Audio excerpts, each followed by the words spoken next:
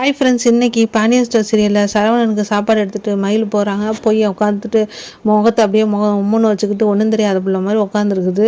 செய்கிறதெல்லாம் செஞ்சிருச்சு. கடைசியில் ஒன்றும் தெரியாத பிள்ளை மாதிரி போய் உட்காந்துக்கிட்டு நான் ஒன்றுமே செய்யலையே, என்னை ஏன் இப்படி எல்லாரும் பேசுகிறாங்க மாமா அப்படின்னு சொல்லிட்டு முகத்தை வச்சுக்கிட்டு ஆரம்பிக்குது. ஏன் என்னாச்சு உனக்கு அப்படின்னு சொன்னோன்னா, எல்லாரும் என்னை திட்டுறாங்க மாமா அப்படின்னா, எல்லாரும் ஏன் உன்னை திட்டுறாங்க திடீர்னு அப்படின்னோன்னே, ஆமாம்மா நான் டியூஷன் எடுக்கிற விஷயத்த மாமாட்ட சொன்னேன்ல, அதனால் கதிர் அத்தை எல்லாரும் என்னை திட்டுறாங்க அப்படின்னோன்னே, அப்படியா அப்படிலாம் உன்னை ஒன்றும் சொல்லியிருக்க மாட்டாங்க, நீயே முந்திக்கிட்டு எதையாவது சொல்லிக்கிட்டே இருக்கிற அப்படின்னு சொல்லி சரவணன் திட்டுறாரு.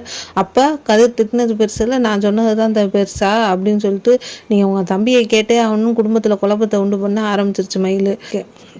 உடனே சரவணனுக்கு அதெல்லாம் சரி வராது மயில், நான்லாம் கேட்க மாட்டேன் அப்படின்னு சொன்னோன்னா கோவம் உட்காந்துருக்குது. அடுத்து பறந்துருச்சு பாண்டியன் ஸ்டோருக்கு மாமாவுக்கு சாப்பாடு போட்டு பற்றி வைக்கிறதுக்கு. அங்கே போய் எல்லாமே ரொம்ப சாப்பாடு உங்களுக்காக தான் எடுத்துகிட்டு வந்தேன் அப்படின்னு சொல்லி பில்டப் கொடுக்குது.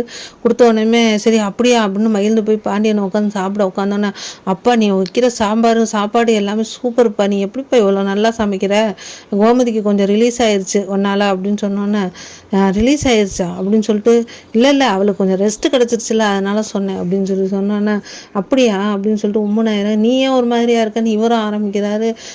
நான் அவங்கள்ட்ட டியூஷன் நடத்துறதை பற்றி சொன்னேன்ல, ராஜியை பற்றி, அதனால எல்லாரும் என்னை திட்டுறாங்க அப்படின்னு சொல்லி இவர்கிட்டையும் சொல்ல, அவங்க ஏன் திட்டுறாங்க நான் போய் கேட்குறேன் அப்படின்னு இவர் ஆரம்பிக்கிறாரு. உடனே மருமகளுக்கு ஏற்றுக்கிட்டு, மருமகளை யாரும் ஒன்றும் சொல்லிடக்கூடாதான், உடனே நான் போய் கேட்குறேன் அப்படின்னு கிளம்புறாரு. ஐயோ வேணாமாம்மா, என்னால் உங்களுக்குள்ள பிரச்சனை வேணாம், என்னால் தான் ஏதாவது பிரச்சனை வருதுன்னு அத்தை சொல்லிக்கிட்டே இருக்காங்க அப்படின்னு சொல்லிட்டு சொன்னோன்னே, அப்படியா அப்படிலாம் சொல்ல மாட்டாலே, நீ ஏதாவது சொல்லியிருப்பா பேச்சு வாக்கில், நீ பேசாமல் இரு அப்படின்னு சொல்லி சொன்னோன்னே, சரி அப்போ நான் கிளம்புறேன்னு சொல்லிட்டு வந்துடுறாங்க.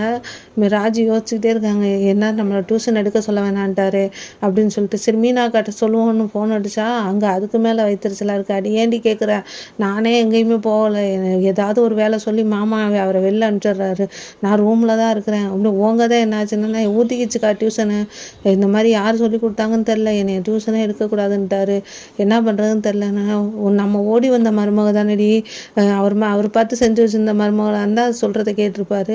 நம்ம அரேஞ்ச் மேரேஜ் இல்லை, லவ் மேரேஜ் தானே, ஒருவேளை நம்மளும் அரேஞ்ச் மேரேஜ் பண்ணியிருந்தோம்னா நல்லா இருந்திருக்குமோ அப்படின்னு சொல்லி மீனா சொல்கிறாங்க. என்னமோக்கா நீங்களாவது நல்லா சுற்றி பார்த்துட்டு வாங்க, எங்கள் அதை தான் அப்படி ஆயிடுச்சுன்னு ராஜு சொல்கிறாங்க. வீடியோ பிடிச்சிருந்தா சப்ஸ்கிரைப் பண்ணுங்கள். தேங்க்யூ.